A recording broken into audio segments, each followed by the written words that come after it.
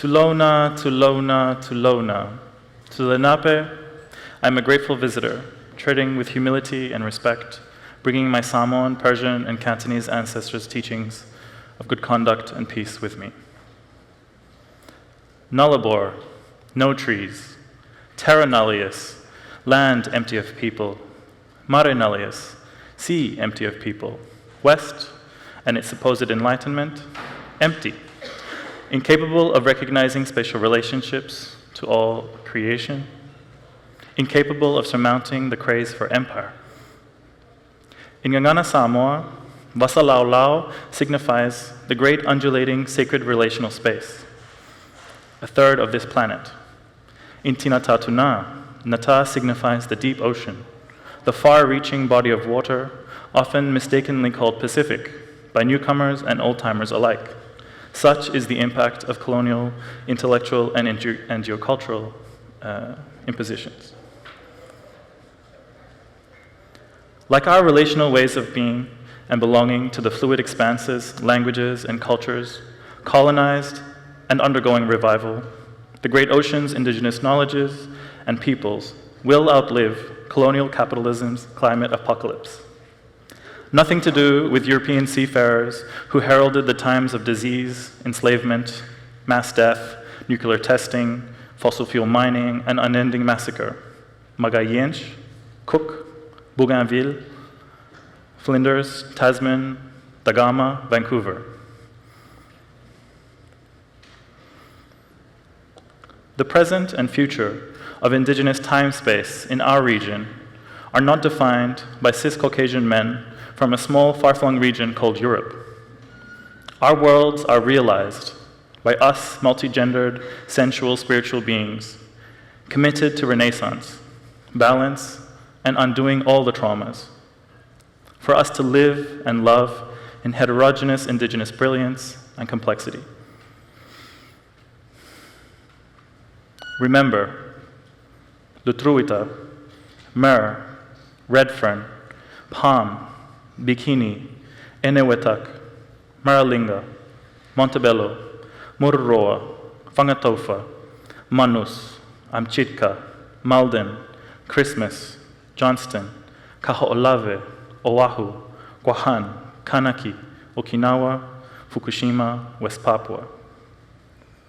Exploded ordnance, islands, lagoons, atolls, unconscious warmongering as homelands, nuclear catastrophe as belonging, poisoned well as body, cauterized organisms as spirit.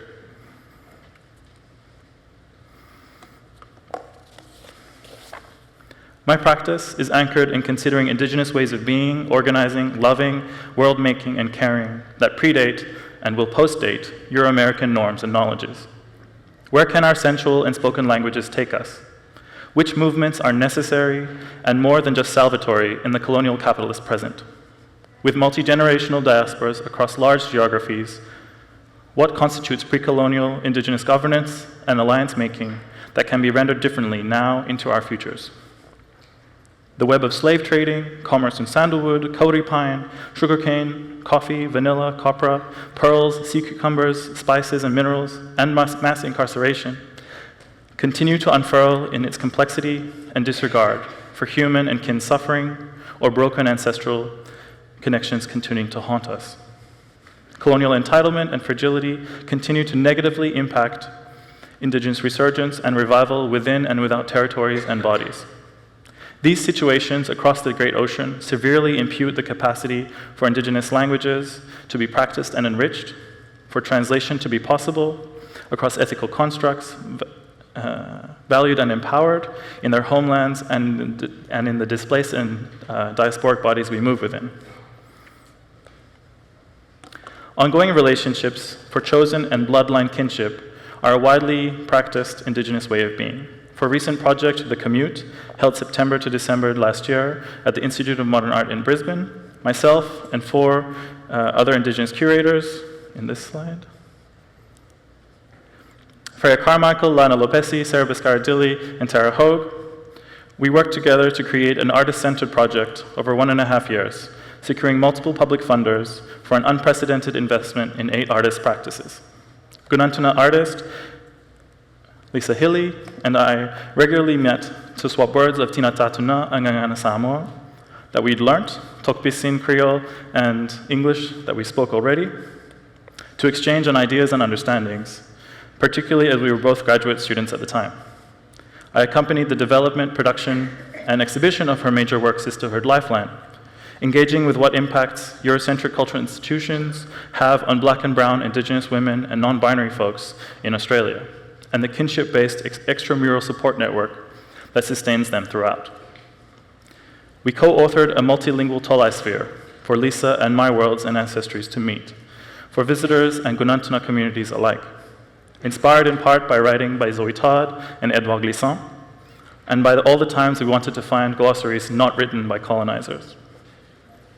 Lisa and I navigating shared German colonial archives and the dispossession or displacement of situated knowledges, ceremonial-political practices, and ancestral belongings by that administration, the churches, and the British colonizers who followed.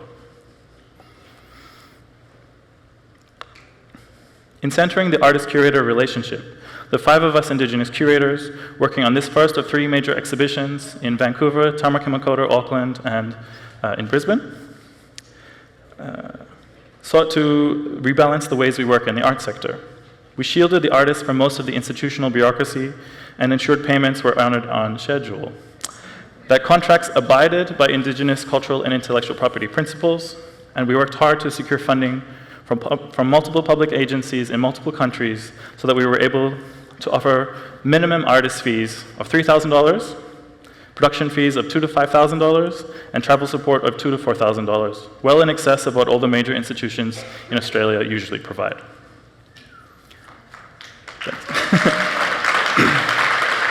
Not sure, with the cuts to the Australia Council, not sure if that will ever happen again. Tautuananga o fa'aalinga ata is a new term created with fellow Samoan knowledge keepers, meaning display of images, likenesses, photographs, shadows, that is organized in service of collective well-being. Tautuananga o fa'aalinga ata as a contemporary practice is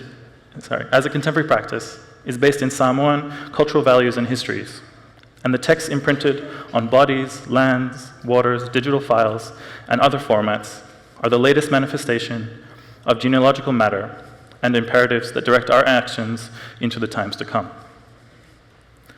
Today, I want for a new Indigenous history of the Great Ocean, no longer flat, never pacified, born in the darkness, before the all-encompassing history of an enlightenment already extinguished, of European homelands, their settler and militarist colonies, searching for balance and cleansing of their widened gaps and racialized heteroformal excesses.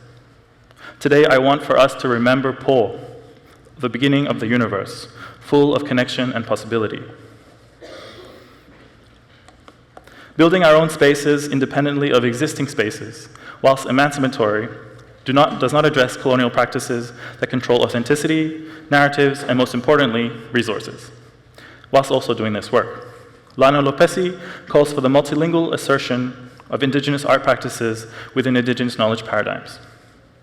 In prioritizing the artist-curator relationship in our projects in Aotearoa, New Zealand, Australia, and Canada, the 5 of us Indigenous curators were able to navigate the extractive logic and processes of each major institution, if only for a short time, and offer a real artist investment for each of these artists, and contextualization of their specific art histories that we honor transversally.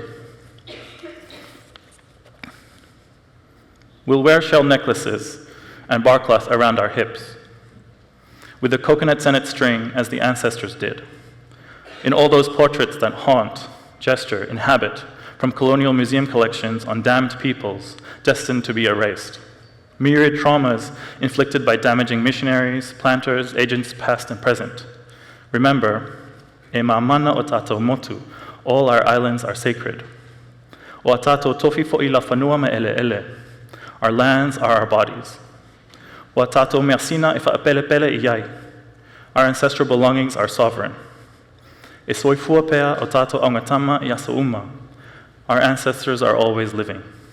Whaftai lava.